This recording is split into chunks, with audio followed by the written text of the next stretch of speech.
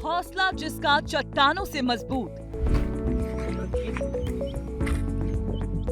खतरों से खेलना जिसका काम है। ये अकड़िया सांप है जिसको अपन आम भाषा में घोड़ा पछाड़ भी कहते हैं। बेसहारा जीव जंतुओं की वो आस है। वो बहादुर बेटी अमिता श्रीवास है। क्या है सिकंदर?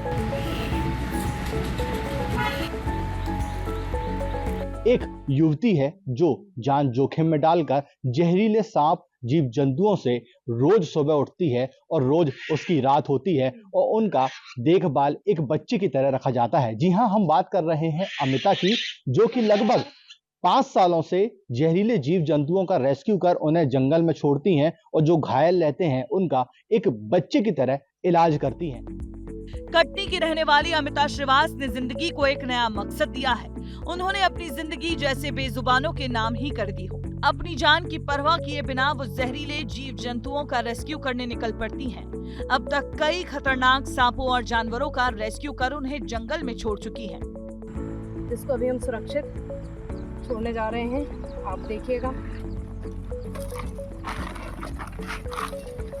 इतना ही नहीं, घायल और बेसहारा पशु पक्षियों की देखभाल घर में रखकर किसी बच्चे की तरह करती हैं। इस वक्त घर में खरगोश, बिल्ली और दुर्लभ प्रजाति का उल्लू मौजूद है, जिसकी देखभाल जारी है।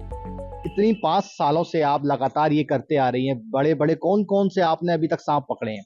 मैंने मध्य प्रदेश में पाए जाने वाले सभी जो वेनेमस होते हैं, सबसे जहरीले सर्प, जैसे Indian common krait, Indian Russell viper, Indian spectacle cobra सहित सभी नॉन वेनेमस जितने भी पाए जाते हैं लगभग सभी पकड़े हैं। केवल अभी पाइथन लिस्ट में नहीं है, बाकी सारे सर्प मैंने पकड़े हुए कितनी हैं। एज से आप चालू किए थे?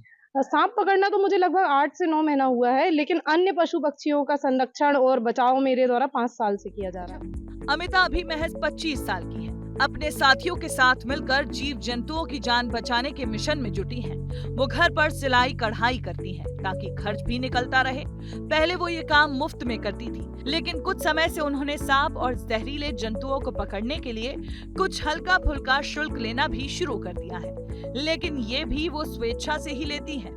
अच्छा, आप जैसे सांप पकड़ने जाती हैं तो जी। उसका कोई चार्ज लेती हैं? हाँ, पहले तो नहीं लेती थी। लगभग 70 से 75 सांप जब मैंने पकड़े तो चार्ज नहीं लेती थी, लेकिन फिर जब समझ में आने लगा कि बहुत दूर छोड़ने जाना है, इनको रिस्क होता है, कभी काट लिया तो हमारे लिए परेशानी खड़ी होती है, तो फिर मैंने एक न्यूनतम जो राशि होती है जो हर कोई दे सकता है, तो वो चार्ज स्वेच्छा से? हाँ, स्वेच्छा से। अमिता शुरुआत से ही समाज सेवा के कामों से जुड़ी हैं। हजारों घायल गौवंश का इलाज कर चुकी हैं। सूचना मिलते ही वो तत्काल मौके पर पहुंचती हैं और बेजुबानों के जख्मों पर मरहम लगाने का काम करती हैं। इसके लिए तत्कालीन शिवराज सरकार ने उन्हें सम्मानित तक किया है।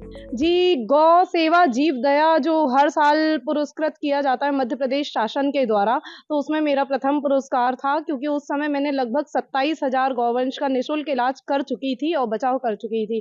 तो जिसकी प्रथम श्रेणी में मुझे पुरस्कृत किया गया था, उसकी 1 लाख रुपए राशि और प्रशस्ति पत्र के साथ सम्मानित मुझे मध्य प्रदेश सरकार द्वारा किया गया था। अमिता का बेजुबानों के प्रति ये प्यार एक मिसाल जैसा है। वो समाज के लिए प्रेरणा है, बेसहारा जीव जंतुओं के लिए उम्मीद है। जिस उम्र में युवा मोबाइल पर रील देखने में व्यस्त रहते हैं, उसी उम्र में अमिता हर शौक छोड़कर पशु पक्षी और जानवरों की जिंदगी बचाने में जुटी है। महिला दिवस के मौके पर विस्तार न्यूज उनके जज्बे की न केवल तारीफ करता है, बल्कि उनकी सोच को सलाम भी करता है। विस्तार न्यूज के लिए यश खरे की रिपोर्ट।